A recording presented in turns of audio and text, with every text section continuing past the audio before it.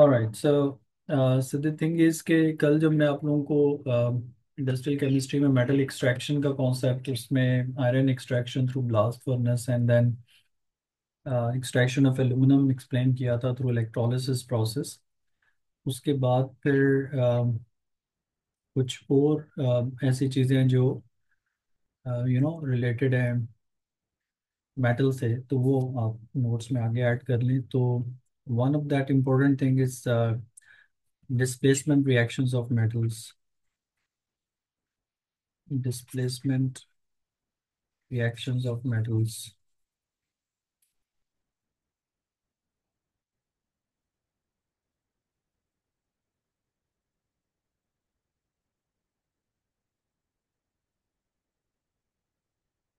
And the thing is कि the reactivity series that I wrote the other day, मैं फिर लिख देता हूँ उसको। उसमें क्या होता है कि the metals which are higher in the series they can displace the metals which are below from their solution or ions, like compounds.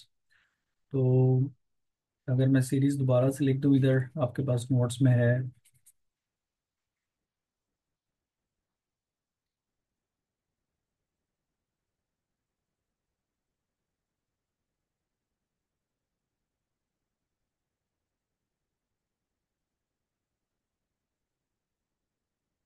So as we go down that way, the reactivity decreases, and displacement reaction for metals, जो ऊपर मैंने heading दी है, don't need to copy this series again, मैंने सिर्फ समझाने के लिए लिखी है। डिस्प्लेसमेंट रिएक्शंस ऑफ मेटल्स का जो मैंने हेडिंग दी है आज, यहाँ से आप आगे कंटिन्यू करें। इसमें क्या है कि जो मेटल सीरीज में ऊपर हैं, like the ones which are more reactive metals, they can actually displace the less reactive metals from their solution or compounds. The displacement reaction is reaction when a more reactive metal,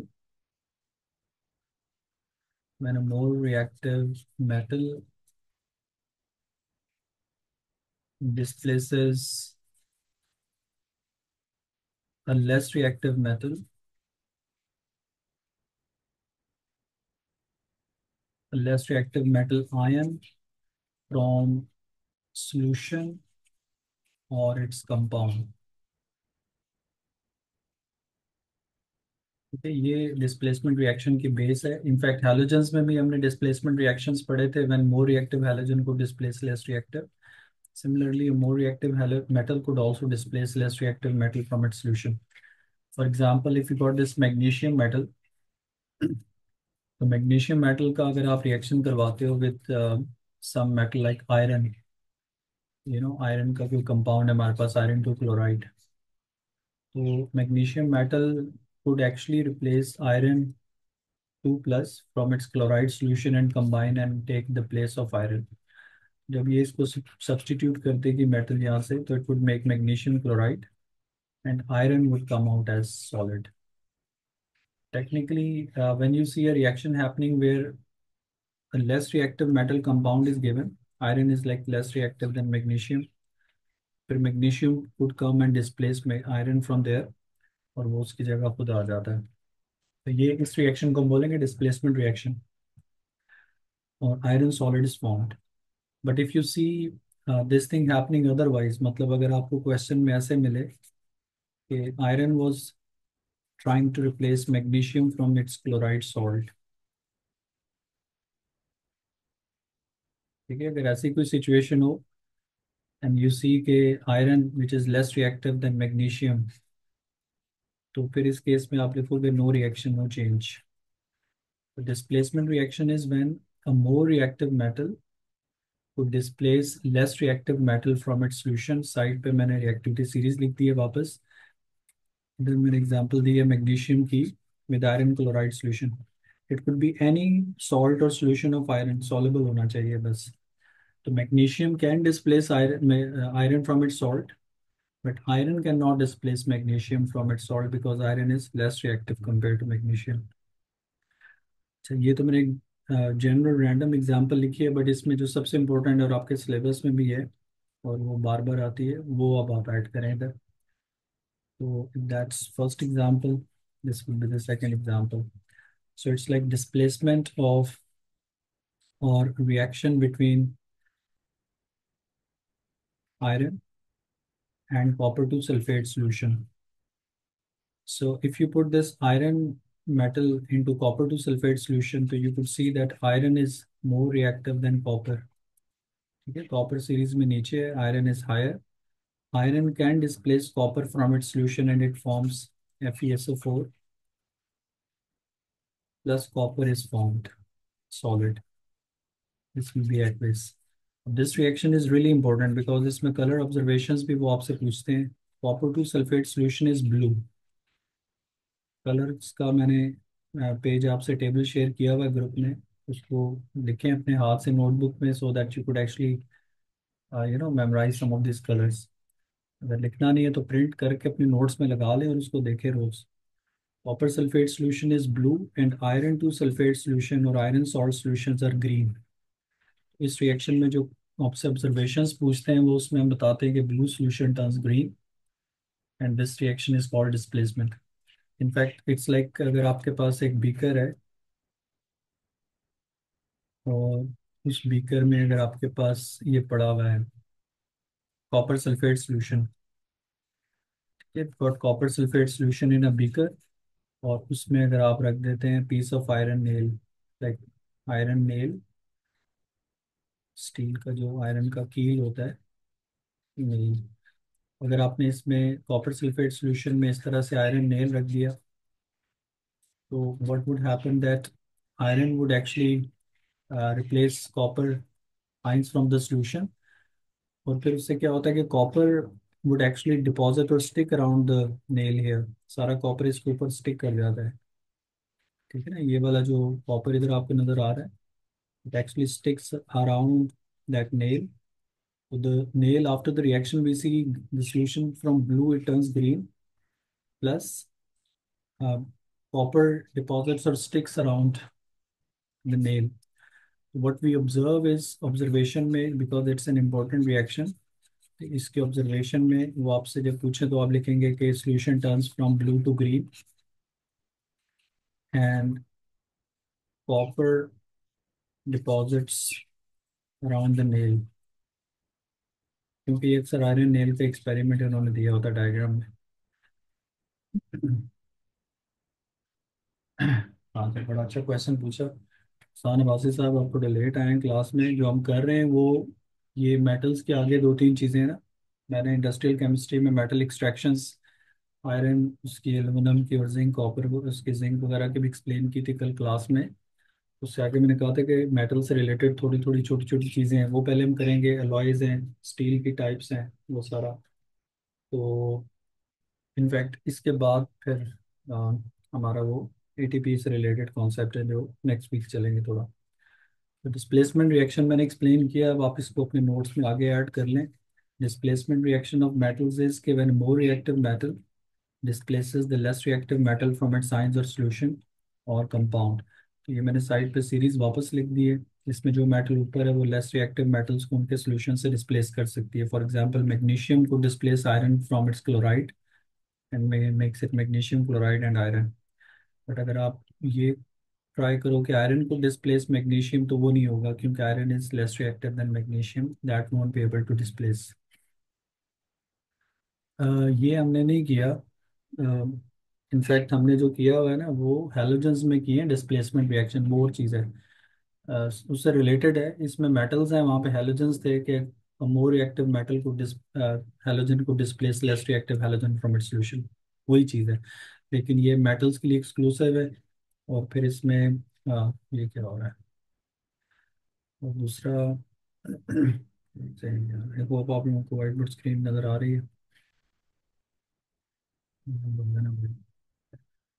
तो इसमें metals हैं, वहाँ पर halogens थे. तो इसमें जो ज़्यादा इंपॉर्टेंट रिएक्शन है वही आयरन का कॉपर सल्फेट से रिएक्शन है. इसमें जो कलर चेंज ऑब्जर्वेशन है ये भी इंपॉर्टेंट है, ये मैंने लिख दी. और इसी तरह से एक और छोटा सा रिएक्शन है मेटल से रिलेटेड, वो नेक्स्ट ऐड कर लें. इसकी रिकॉर्डिंग मिल जाएगी. जो लोग नहीं लिख पा रहे साथ साथ आप दोबारा देख के उसे नोट कर लें, लेकिन मैं स्लो ही लिख रहा हूँ. You guys can try and copy it. There is this reaction called thermite process और थर्माइट प्रोसेस भी इसको हम कहते हैं. ये भी कभी रैंडमली आपको मिलेगा. This is also link to reactivity series of metals. तो thermite process is like reaction in which aluminum displaces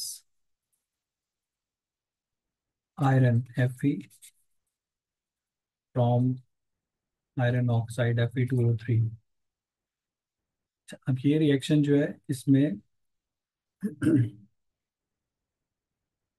iron displaces the, hold on.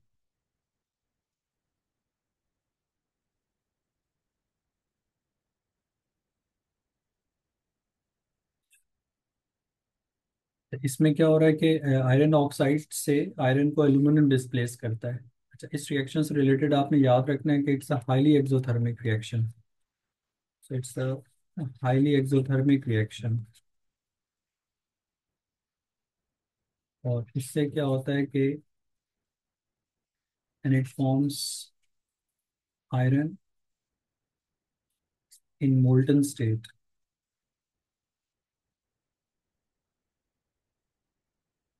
मतलब इस रिएक्शन में इतनी हीट प्रोड्यूस होती है कि जो आयरन बनता है वो मोल्टन स्टेट में आता है. एंड दिस इज और दिस वाज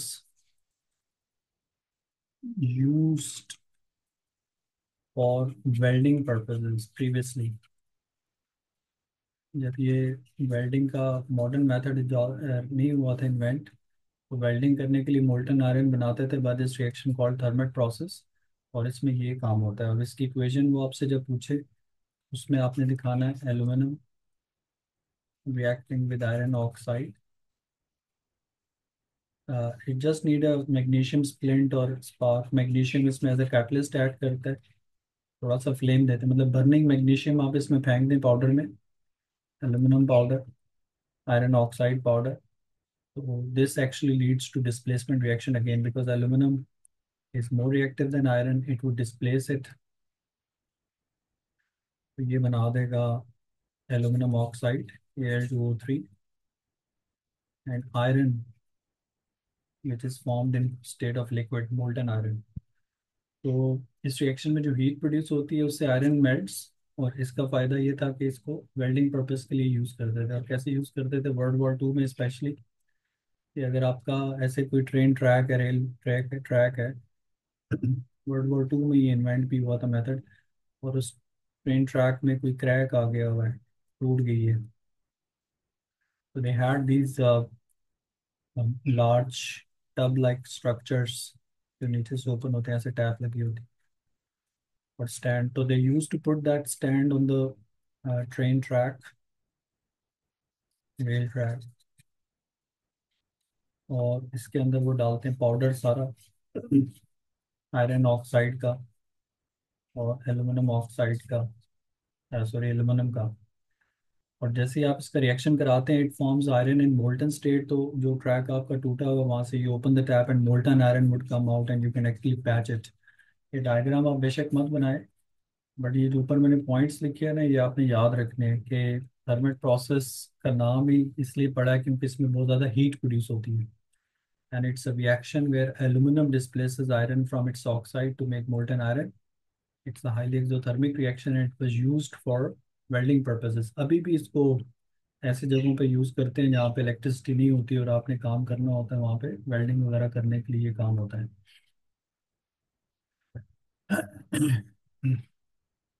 अच्छा, what is the state of oxides at RTP? कौन से ऑक्साइड बेटा? ये जितने भी ऑक्साइड, जितने भी मेटल के ऑक्साइड्स हैं ये रूम टेम्परेचर पे तो सॉलिड ही होते हैं. लेकिन जो नॉन मेटल के ऑक्साइड्स हैं उनमें से कुछ गैसेज हैं और कुछ सॉलिड भी हैं. ऑक्साइड्स हमने किए थे एसिड बेस सॉल्ट के चैप्टर में, वहाँ पे जाके आप देखेंगे आपको स्टेट्स मिल जाएंगी. But metal oxides are solid at room temperature. अब ये ऊपर डिस्प्लेसमेंट रिएक्शन से लिंक्ड कार्मेट प्रोसेस था, ये भी मैंने इधर पॉइंट आउट कर दिया. अब नेक्स्ट इसमें है एलॉयज, स्टील और रस्टिंग. ये दो तीन चीज़ें रहेंगी बस हमारे मेटल्स में. तो एलॉयज की थोड़ी एक दो पॉइंट्स आप लिख लें, फिर इसके बाद इसका मैं पीडीएफ शेयर करता हूँ. वो मैं आपको ग्रुप में भी पोस्ट कर दूंगा. अब उसमें टेबल्स हैं एक दो, वो आपने ड्रॉ कर लेने हैं, बस अभी समझ लेना है।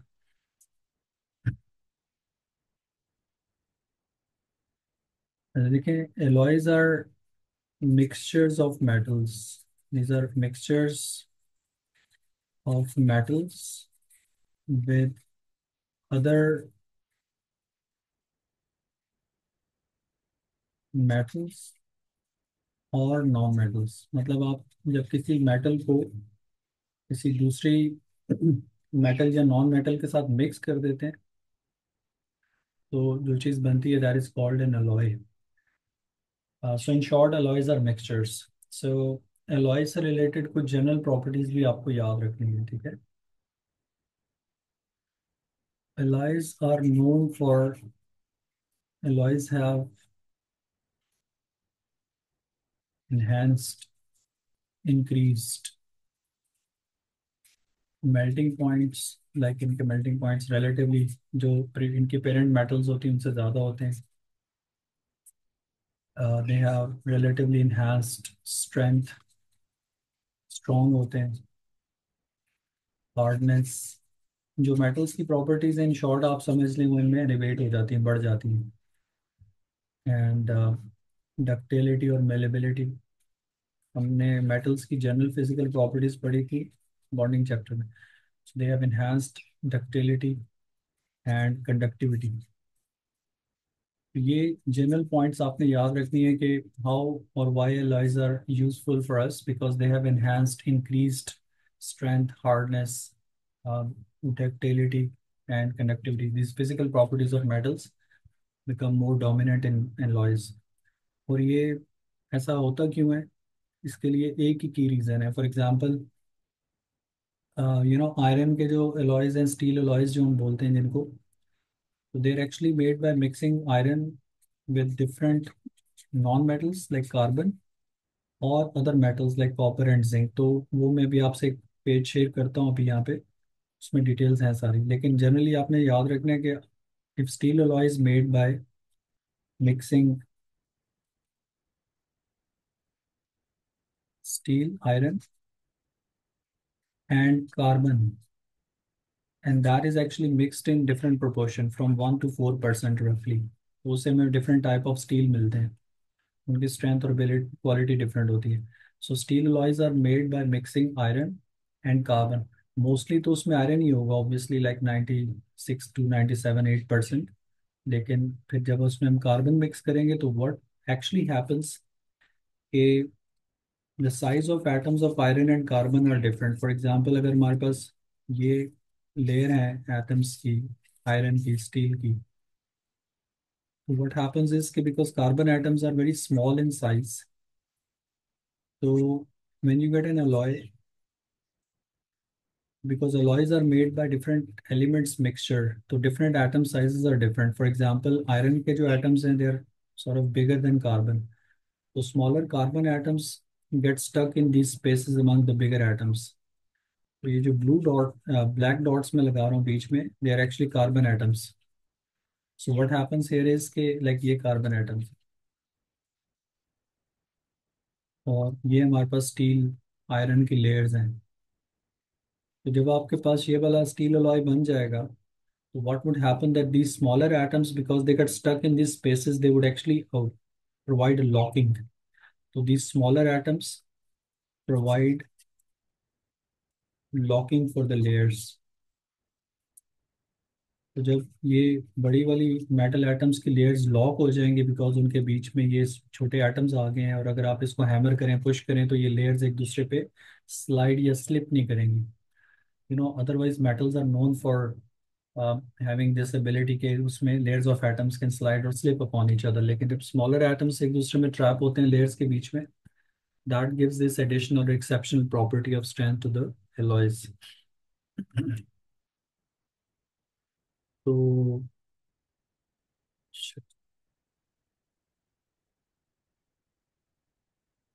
अब इसके बाद जो नेक्स्ट चीज़ है, वो आपके सिलेबस में अनफॉर्चुनेटली कुछ अलॉयज की कॉम्पोजिशन और उसमें आयरन और मेटल्स की परसेंटेजेस और उनके यूजेस भी हैं, ठीक है। तो वो उसका एक टेबल है, वो मैं भी इधर डिस्प्ले करता हूँ, मैं ग्रुप में पोस्ट भी कर दूंगा। उसको भी आपने नहीं लिखना, उससे उससे उसके ऊपर स्टील की मेकिंग की डिटेल्स हैं, वो मैं आपको एक्सप्लेन कर दूंगा। The next PDF that I am going to share, I post it in the group, ठीक है। You don't need to copy, लेकिन जो लॉइस तक मैंने एक्सप्लेन किया ना, ये आपको नोटबुक पे लिख लेना चाहिए था। नहीं लिखा तो यू गॉट द रिकॉर्डिंग। ये डायग्राम इंपॉर्टेंट है जी, बिल्कुल। पेपर में जब ये डायग्राम आती है ना, मैं फिर ओपन कर देता हूँ इसको।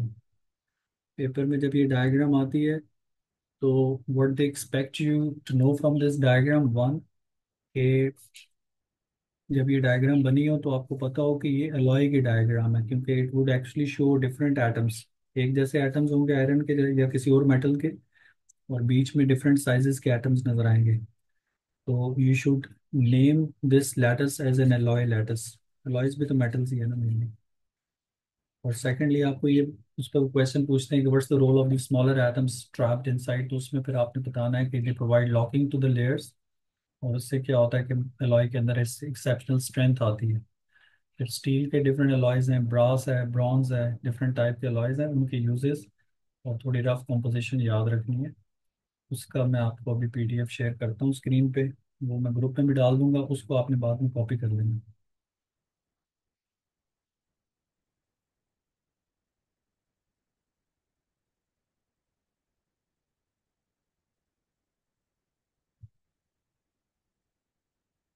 प्रोविजन बेटा प्रॉब्ली अगर आज टाइम मिल गया मुझे तो मैं वो करा दूंगा, इसी के साथ इसी से लिंक्ड है ना, रस्टिंग और प्रोविजन ऑफ मेटल्स। तो बस ये एक अगला पीडीएफ मैंने शेयर करना है, उसके बाद रस्टिंग और रस्ट प्रिवेंशन मेरे ख्याल से हो जाएगा। मैंने आई थिंक 6:30 तक का टाइम अनाउंस किया क्लास का। तो let's move on to that PDF now.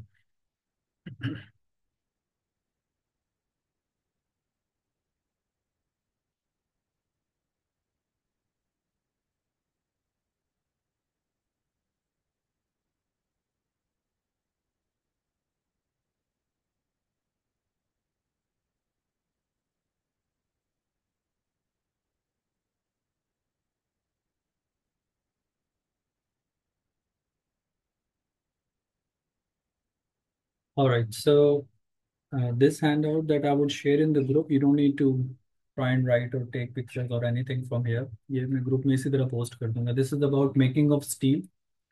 और इसके बाद फिर इसके अगले पेज पे वो एक दो टेबल बने हुए हैं, जो कार्बन स्टील अलॉयज की और डिफरेंट टाइप्स ऑफ अलॉयज हैं। आप एग्जैक्ट इनकी परसेंटेजेस ऐसे मत याद करें, लेकिन थोड़ा रफ आइडिया होना चाहिए। What's more important is on this page. और वो ये है कि one should know how generally और रफली स्टील इज एक्चुअली मेड। तो steel is actually made from the iron that comes from the blast furnace. जो कल मैंने एक्सप्लेन किया था, आयरन जो ब्लास्ट फर्नेस से बनता है, that is not pure, we call it pig iron और cast iron. It has different percentage of carbon and other impurities such as sulphur and phosphorus etcetera. तो करते क्या है कि वो जो मोल्टन आयरन ब्लास्ट फर्नेस से निकलता है, उसको सीधा डाल देते हैं into the next furnace which makes the steel.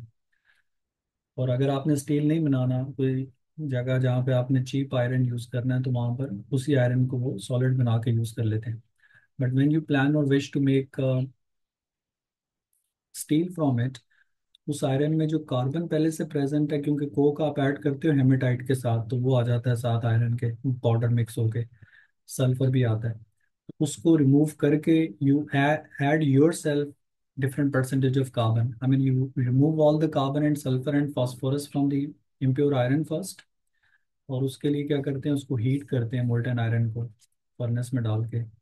उन फर्नेसेस की डिटेल्स आपको नहीं चाहिए, बट आपने याद रखना है कि molten iron is then blown with the hot air that removes carbon as CO2 and sulphur as SO2। Main जो उसमें ऑक्साइड्स होते हैं, एलिमेंट्स से इम्प्योरिटी बना रहे हैं, वो कार्बन सल्फर है। So once you get these rid of these, you almost get pure iron. But we don't want pure iron. We want it in form of alloy or steel. उसके बाद वो क्या करते हैं कि different types of metals such as chromium, manganese, tungsten or carbon, they are added in the controlled amount to get different types of steel. तो जब आप मोल्टन आयरन में से impurities निकाल के अपनी मर्जी की मेटल्स उसमें ऐड करते हैं, such as chromium, manganese, tungsten, ये डब्ल्यू टंगस्टन के लिए है। और इवन कॉपर को भी मिक्स कर लेते हैं कभी, या कार्बन, तो उससे हमें स्टील मिलता है। अब स्टील की जो टाइप्स हैं ये थोड़ी आपने याद रखनी है। So one is like carbon steel. Carbon steel is called carbon steel because it has high carbon content in it. उसके बाद अलॉय स्टील होता है। अलॉय स्टील जो है उसमें कार्बन की परसेंटेज कम होती है और कुछ और ट्रांजिशन मेटल्स मिक्स करते हैं। तो ये इन दोनों की रफली कुछ डिटेल्स और परसेंटेज इस नेक्स्ट पेज पे इस टेबल में है। तो इस टेबल को मैं घुमाता हूँ, थोड़ा सीधा हो जाएगा ये। तो what you need to try and remember is at least mild, medium and high carbon steel, rough percentages कि कितनी अप्रॉक्सीमेट परसेंटेज में हम इसमें कार्बन मिक्स करते हैं। कास्ट आयरन, तो highest percentage of carbon is in the cast iron and that makes it cheaper, and जो different components of machineries बनाने में ये यूज होता है। माइल्ड स्टील में carbon is sort of lowest in percentage, it's not brittle. Brittle वो चीज़ होती है कि अगर आप उसको हाइट से फेंकें तो वो टूट के पीसेज में चेंज हो जाए, तो व्हीकल्स वगैरह बनाने में यूज होता है। मीडियम स्टील इज हार्ड, और फिर ये high carbon steel is hard and it's used for making cutting tools, etc. So even if you don't memorize the percentage exactly, you should know the names of these steel, and you should at least try and know their uses at large. उसके बाद ये नीचे steel की दो types हैं। Stainless steel जो घरों में यूटेंसिल्स के तौर पे यूज होता है, उसकी रस्टिंग नहीं होती। इसकी आपने रफ परसेंटेजेस याद रखनी है, ठीक है। It has about 74.5% of iron, chromium, nickel, and it's hard and use to make cutlery, kitchen knives and surgical equipments. फिर एक मैंगनीज स्टील होता है, उसमें आयरन एंड मैंगनीज है। It's like again half hard and tough, drills और springs वगैरह बनाने में यूज होता है। तो ये दो टेबल्स, आई अंडरस्टैंड कि इसमें थोड़ा कंटेंट ऐसा है जो बच्चों को कंफ्यूजिंग लगता है, मतलब याद करना पड़ता है। लेकिन you would see MCQs on these steel alloys at specially high carbon steel, stainless steel, उसमें वो आपको एक्सपेक्ट करते हैं कि यू शुड नो के कौन कौन सी मेटल से मिलके ये वाले अलॉयज बनते हैं। और इधर साइड पे वही अलॉयज की प्रॉपर्टीज लिखी हुई हैं जो मैंने अभी इससे पहले हैंड आउट पे एक्सप्लेन की थी।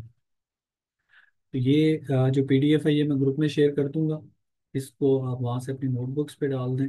और अब मैं आपको रस्टिंग का कॉन्सेप्ट है वो एक्सप्लेन कर देता हूँ। किसी ने कोई क्वेश्चन भी पूछा, मैं देख लेता हूँ।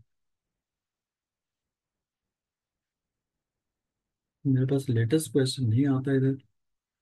और why air is not blown into first furnace. कौन सी ब्लास्ट फर्नेस? ब्लास्ट फर्नेस में एयर ब्लो करते हैं, लेकिन उसमें आप कार्बन भी खुला डाल रहे होते हैं ना। और स्टील बनाने के लिए फर्नेस डिफरेंट है, वो इलेक्ट्रिक फर्नेस होती है, उसमें डिफरेंट टेम्परेचर चाहिए होता है। जो ब्लास्ट फर्नेस है उसमें टेम्परेचर कंट्रोल नहीं हो सकता, और इतना हाई भी नहीं होता। तो ब्लास्ट फर्नेस से स्टील नहीं मिलता। ब्लास्ट फर्नेस के बाद जो मोल्टन आयरन निकलता है इम्प्योर, उसको प्योरीफाई करेंगे तो फिर हमें स्टील मिलेगा। तो उसके लिए डिफरेंट फर्नेसेस होती है, that's called open heart furnace. उसकी डायग्राम और डिटेल वर्किंग नहीं चाहिए, बस आपने याद रखना है कि उन फर्नेसेस में carbon and sulphur is removed as carbon dioxide, sulphur dioxide. और फिर हम अपनी मर्जी से उसमें कार्बन और डिफरेंट मेटल्स डाल के उसको डिफरेंट टाइप ऑफ अलॉयज बनवा लेते हैं। अच्छा, अब आते हैं टुवर्ड्स द रस्टिंग पार्ट।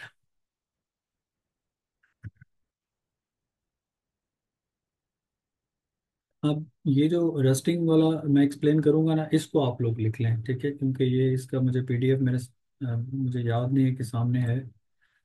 तो इसको आप लोग नोट कर लें। इसमें भी दो तीन चीज़ें मेटल से रिलेटेड जो रस्टिंग का कॉन्सेप्ट है। रस्टिंग और corrosion of metal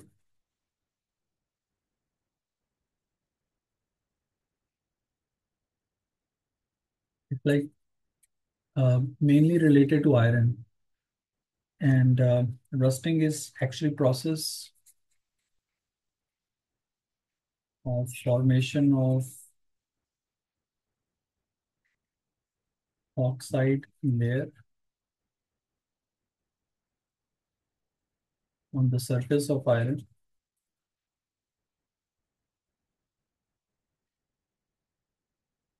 due to presence of oxygen and moisture. Rust is formation of oxide layer on the surface of iron. That is because of presence of oxygen in the air and moisture. जब rusting की कोई balanced equation ऐसा नहीं चाहिए, but आपने इसको generally याद रखना है कि when iron in presence of oxygen and moisture is left for too long, so it actually turns to this Fe3O4 dot XH2O. ये जो फॉर्मूला मैंने लिखा है, this is actually the formula of rust. No need to sort of try and balance this equation. So this formula is for the rust, और इसको हम बोलते हैं मैग्नेटिक आयरन ऑक्साइड। ये इसका कॉमन नेम है, ये भी याद रखना है। This is magnetic iron oxide. So rust is actually hydrated iron oxide, और ये बनता है जब आप आयरन को एक्सपोज करते हैं with oxygen and moisture, which could be in the form of gas or liquid. So one should know when you look at this formula, Fe3O4 dot XH2O, तो you should know कि ये rust का formula है, और इसका sort of chemical name is magnetic iron oxide. And rusting happens in presence of oxygen and moisture. और जो ज़्यादा इसको फेवर करता है, सपोर्ट करता है, वो लो टेम्परेचर है। Even room temperature is favourable, लेकिन अगर उससे भी लाइक विंटर्स में फॉर एग्जांपल रस्टिंग का प्रोसेस फास्ट हो जाता है। और इसके अलावा आपको जो इस पे दो तीन बातें याद रखनी है, वो भी मैं इधर ऐड करता हूँ। One, rusting itself is an electrochemical reaction, और ये बेसिकली होता है आयरन की सरफेस पे। Secondly, it is irreversible. एक दफ़ा रस्टिंग हो जाए किसी मेटल की, तो वो वापस ख़त्म नहीं होती फिर। उसको आप रिड्यूस कर सकते हैं, कम कर सकते हैं, लेकिन सिंपल मेथड से rusting can not be reversed, irreversible. And rusting, however, can be prevented. It's preventable. आप कुछ ऐसे मेथड अडॉप्ट करते हैं जिससे रस्टिंग रुक सकती है, लेकिन एक दफ़ा हो जाए तो इरिवर्सिबल है। केमिकल रिएक्शन है, रादर इलेक्ट्रोकेमिकल रिएक्शन है, जो आयरन के सरफेस पे होता है। तो फॉर रस्टिंग, वन, आपको पता होना चाहिए कि it's making of the oxide layer on the surface of metal in presence of oxygen and moisture. Secondly, rough, ये इक्वेशन जो है ये मैंने लिख दी, लेकिन ये आपसे इक्वेशन इसकी बैलेंस नहीं मांगते।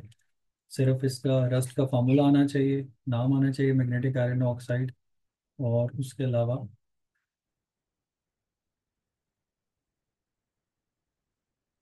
हाँ, रस्ट पेंट से ठीक नहीं होती। रस्ट पेंट से होती नहीं है, ठीक है ना। अगर एक मेटल सरफेस है उसको रस्ट हो गया है, तो वो रस्ट पेंट से नहीं खत्म होगा। हाँ, ये है कि जो बाकी बच गया मेटल, उसकी रस्टिंग शायद रुक जाएगी, ये नहीं होगी।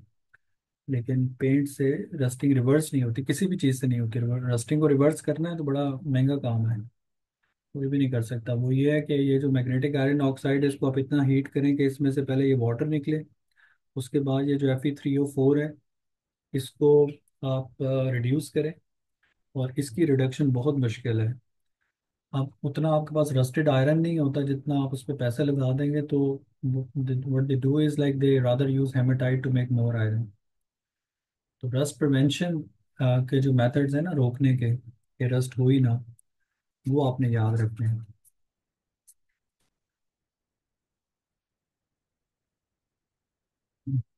रस्ट प्रिवेंशन, रस्ट प्रिवेंशन का मेन ऑब्जेक्टिव ये है कि यू वांट टू प्रिवेंट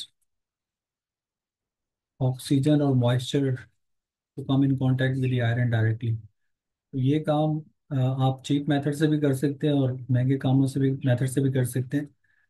तो if you just want short term solution, तो वी कैन स्प्रे ऑयल और kerosene oil on the iron. मतलब आयरन के ऊपर अगर आप कैरोसिन ऑयल या पेट्रोल स्प्रे कर दें, तो उससे क्या होगा कि शॉर्ट टर्म रस्ट प्रिवेंशन हो जाएगी। और ये वो लोग करते हैं जिन्होंने आयरन स्टील फैक्ट्रीज वाले हैं, बड़े बड़े आयरन के रॉड्स स्टोर किए होते हैं स्टोर हाउसेस में। वो पेंट करके तो नहीं आगे भेजेंगे, तो वो क्या करते हैं कि वो थोड़ी थोड़ी अमाउंट में आयरन के ऊपर ऑयल स्प्रे कर देते हैं। तो उससे क्या होता है कि टेम्परेली ऑक्सीजन और वाटर डायरेक्ट कांटेक्ट में नहीं आता, तो आपका आयरन रस्ट से बचा रहता है। लेकिन this method is useful for only couple of days. उससे ज़्यादा अगर आपने मेथड अच्छा अडॉप्ट करना है तो वो बाय यूजिंग पेंट। अब ये पेंटिंग वाला जो प्रोसेस है, मेथड है, ये घरों में होता है, विंडोज़ पे, डोर्स पे, गेट्स पे, मशीनरीज पे, एग्रीकल्चर की जो इक्विपमेंट्स हैं उनको आप पेंट करते हैं। पेंट से भी ये होता है कि आयरन के सरफेस के ऊपर एक लेयर आ जाती है ऑक्साइड्स की। पेंट भी लेड के कंपाउंड होते हैं, और वो भी फिर ऑक्सीजन को और वाटर को मेटल से रिएक्ट करने से रोकते हैं। तो paint is also method, but again paint पे जब स्क्रैच आएगा, एक छोटे से स्क्रैच से भी जब वाटर और एयर एंटर होगी तो वो उसको रस्टिंग कर देगा। So it's like rusting doesn't need to be happening at very large scale. In fact, a single scratch on the surface of a steel structure, जैसे गाड़ियों की बॉडीज हैं उनके नीचे अगर स्क्रैच लग जाते हैं, तो वो स्क्रैचेस से पूरी बॉडी की रस्टिंग हो सकती है। इसी तरह मेन डोर गेट्स हैं, किसी ऐसी जगह स्क्रैचेस हैं जो आपको नजर नहीं आ रहे, वहां से रस्ट शुरू हो जाएगा, and it would eat it in side out just like termite would eat the wood. Apparently बाहर से नहीं पता चलता। तो पेंट होता है, ये डोमेस्टिकली रस्ट को रोकने में हेल्प करता है। उसके अलावा भाई, हमारे क्वेश्चन का आंसर दे तो दिया मैंने। अच्छा, उसके अलावा जो मेथड्स हैं उसमें एक है सैक्रिफिशियल प्रोटेक्शन। सैक्रिफिशियल प्रोटेक्शन भी ये मेटल रिएक्टिविटी से लिंक्ड है, और इसके नाम से इंडिकेट हो रहा है कि आप क्या करेंगे कि अगर आपने आयरन की रस्टिंग रोकनी है तो आप उसकी सरफेस के ऊपर कुछ ज़्यादा मेटल रिएक्टिव मेटल्स की प्लेट्स लगा देंगे। तो like sacrificial protection is placing a more reactive metal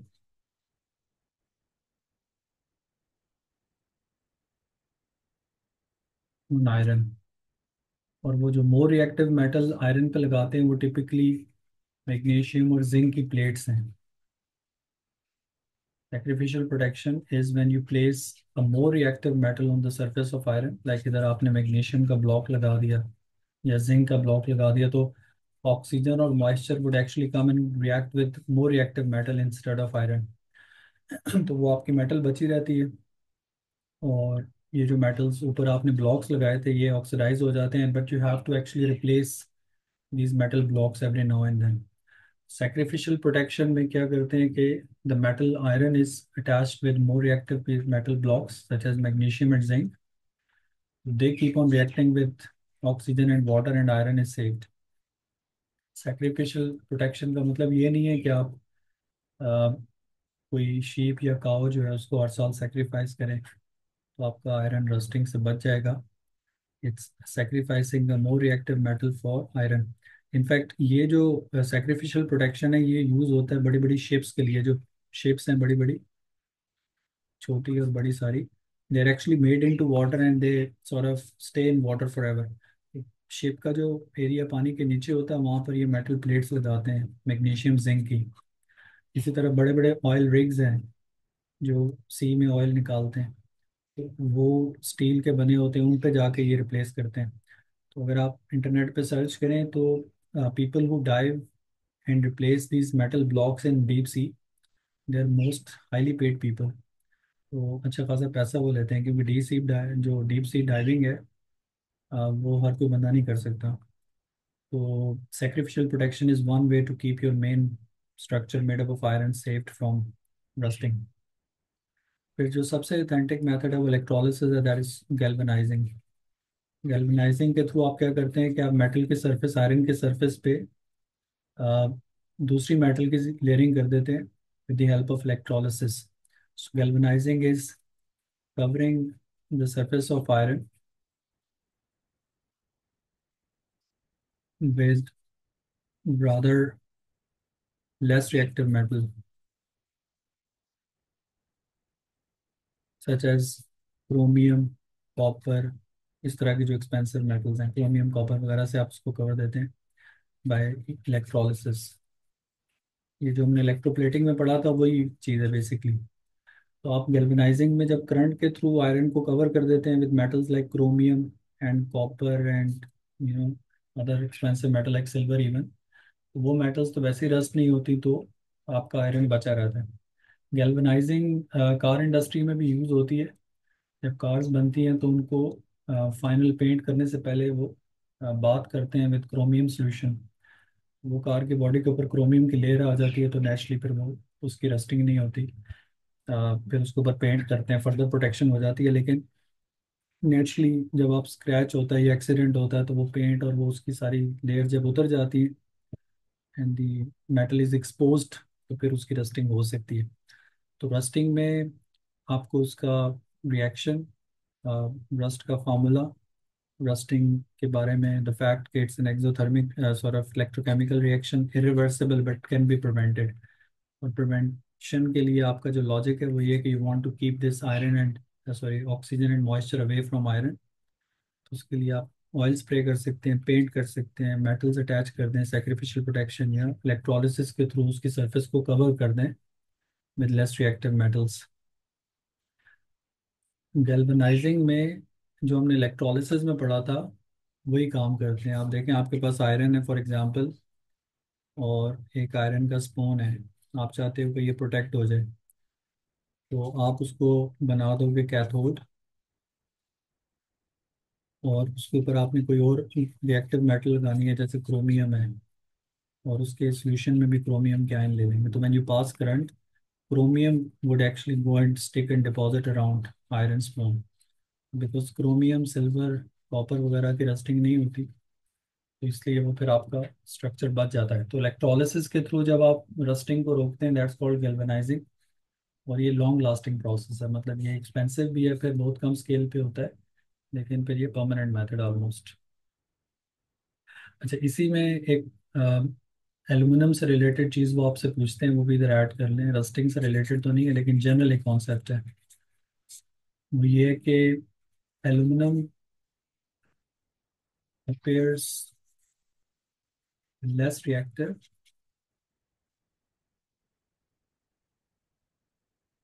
than its position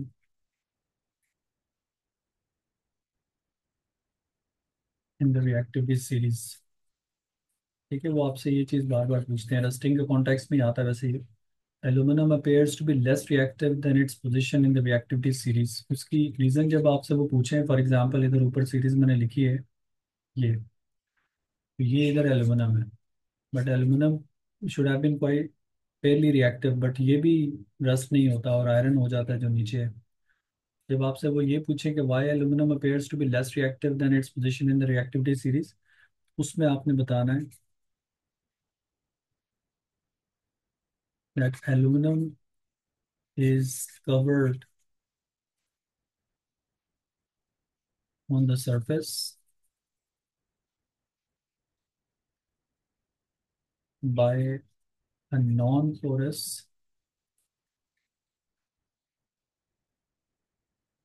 amphoteric layer of oxide।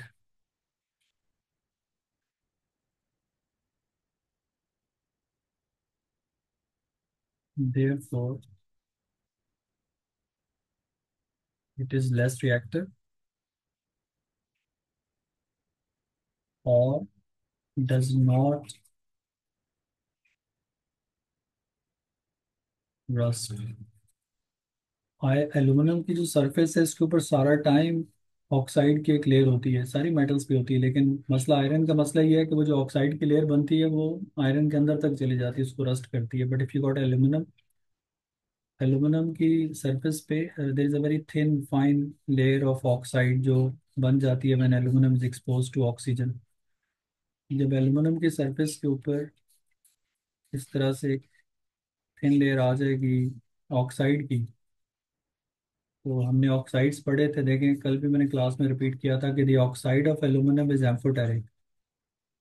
तो जो एम्फोटेरिक ऑक्साइड्स होते हैं they can actually react with acid base, but they don't react with water. तो जब उसके ऊपर water oxide की layer cover कर देती है एल्यूमिनियम को, तो वाटर एंड मोर ऑक्सीजन को नॉट रिएक्ट विद इट। जब वो रिएक्ट नहीं करते तो वो एल्यूमिनियम को रस्ट नहीं कर सकते। Therefore, aluminum is sort of protected and less reactive than its sort of apparent place in the reactivity series। तो ये इन अ वे कनेक्टेड है रस्टिंग कॉन्सेप्ट के साथ, but They ask it in context of aluminum because aluminum is used at large scale in many places. Iron is also used, iron is used more, लेकिन iron की rusting होती है, aluminium की नहीं होती। उसमें फिर आपने ये रीज़न कोट करनी है। यूजेस का हैंड आउट में मैंने आप लोगों को शेयर किया था, ठीक है। उसमें ये सारे यूजेस लिखे हुए हैं जो कॉमन आपके सिलेबस में है, मेटल्स के या दूसरी चीज़ों के, तो उसको भी आपने रिपीट करना है। अच्छा, अब देखें, अब हमारी ये मेटल्स कंप्लीट है। जिंक का नहीं वो पूछते, बट अगर आपसे जिंक का कोई पूछ ले तो वो भी रीजनिंग यही होगी, क्योंकि जिंक के ऊपर भी ऑक्साइड जो बनता है वो एम्फोटेरिक है, वो रिएक्ट नहीं करेगा। और मेटल्स में एक आध पॉइंट और लिख लें। Not every metal is magnetic, some of the, I mean they're not attracted to magnet, तो the metals which are non magnetic वो काफ़ी सारी हैं, लेकिन उसमें जो आपको याद रखनी है वो तीन चार याद रखनी है। One is this zinc, aluminum, silver, and gold. These metals are non-magnetic. They're not attracted to the magnet. और भी हैं, लेकिन बस आप याद रखें कि iron is the most common magnetic metal as such. लेकिन जिंक, और इधर मैंने वो लिख दिया है गोल्ड वगैरह, इसकी जगह कॉपर लिख दें, गोल्ड भी लिख सकते हैं। तो इन सारों में से याद रखनी है आपको, स्पेशली वो जिंक एंड कॉपर हैं, these two are non magnetic metals, ठीक है। They not attracted. ये इस तरह की चीज़ें एमसीक्यूज में हेल्प करती हैं आपको डिफरेंट क्वेश्चंस में। अब ये हमारा जो मेटल्स का चैप्टर था ये हो गया कंप्लीट। इसमें extraction of metals which is like extraction of iron, extraction of aluminium, फिर रिफाइनिंग ऑफ कॉपर, फिर लेड और जिंक का भी मैंने जस्ट इन केस बता दिया कि वो सल्फाइड्स की रोस्टिंग और रिडक्शन से बनते हैं, कल एक्सप्लेन किया था। उसके बाद फिर इसमें ये जो मैंने रैंडम कुछ एक्सप्लेन किए reactions, one that metals below hydrogen in the series do not react with acid, तो कॉपर सल्फेट बनाना है तो पहले उसको ऑक्सीडाइज करें। उसके बाद फिर आज मैंने displacement reaction of metals explain किया। उसके बाद फिर मैंने ये एलॉयज और फिर rusting, rust prevention, thermite process, और ये जो एंड पे बताया कि एल्यूमिनियम क्यों नहीं रिएक्ट करता, क्योंकि it's covered with a layer of oxide already, right. अब हमारा देखें दो चीज़ें रहेंगी। मैं आपको इसलिए ओवरऑल रिकैप दे रहा हूँ क्योंकि जो बच्चे पढ़ रहे हैं ज़ाहिर है उनको थोड़ी टेंशन होती है, जो पढ़ नहीं रहा उसको पता ही नहीं होगा क्या हो रहा है। अभी हमारी एयर एंड वाटर, जिसको हम इन्वायरमेंटल केमिस्ट्री कहते हैं, ये है। और उसके बाद फिर कुछ एटीपी से रिलेटेड चीज़ें हैं। एटीपी से जो रिलेटेड चीज़ें हैं वो 90% हमने कवर की हुई है क्लास में। जैसे टाइट्रेशन है, रेट ऑफ रिएक्शन के एक्सपेरिमेंट्स हैं, एक्सपेरिमेंटल सेपरेशन टेक्निक्स हैं, वो सारा हमने पढ़ा हुआ है। सिर्फ जो टेस्ट ऑफ आयंस, गैसेस, कुछ इंपॉर्टेंट इस तरह की चीज़ें वो मैं कराऊंगा। एयर एंड वाटर का भी हैंड आउट में शेयर करूंगा, इसको आपने लिख लेना है। प्रॉब्लम मंडे को मैं ये एक्सप्लेन करूंगा, गो थ्रू करूंगा। इसमें बहुत बेसिक चीज़ें हैं जनरल नॉलेज की, global warming, acid rain, catalytic converter, eutrophication, और साथ हम एटीपी स्टार्ट कर देंगे। But in the mean while आप लोग अब पेपर स्टार्ट कर लें, ठीक है। मैं पहले भी कह रहा था, अब नेक्स्ट वीक में परहैप्स ट्यूसडे से आप लोगों ने जो पेपर मैं बताऊंगा ग्रुप में वो आप सॉल्व करके लिए, वो हम पूरा क्लास में गो थ्रू करेंगे, starting with structured paper 4 2 theory वाला। और इसको आपने 2018 वाला, लास्ट 5 ईयर्स का हम ट्राई करेंगे। ये वाला पेपर आप लोगों ने प्रिंट करके सॉल्व करके ट्यूसडे को लेके आना है क्लास में।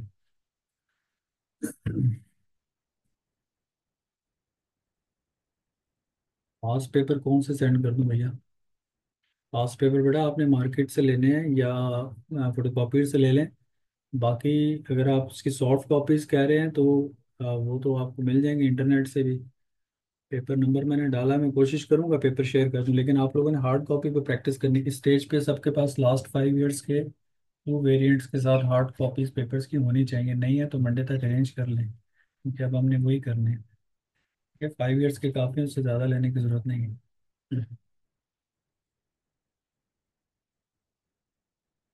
चले, बस मैं इसको 6:30 तक नहीं लेके जा रहा, मेरी 6:20 पे ऑलरेडी एक और क्लास है, मुझे याद नहीं था उसका टाइम। तो मेरे पास हमने काफ़ी कवर कर लिया मेटल्स का। कोई क्वेश्चन है तो पूछ रहे हैं, वरना मैं इसको रोक देता हूँ यहीं पे। ओके बेटा, अल्लाह हाफिज़।